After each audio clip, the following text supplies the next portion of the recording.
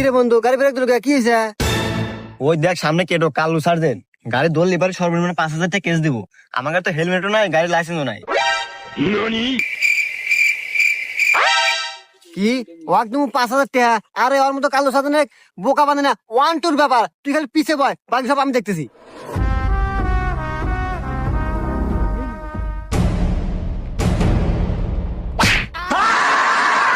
আইয়ে বন্ধু এ তুই কি হলো? আমি পায়ে ব্যথা পাইলাম। আরে এইটি তো টেকনিক।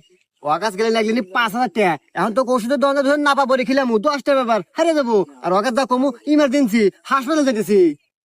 টেনশন করিস না।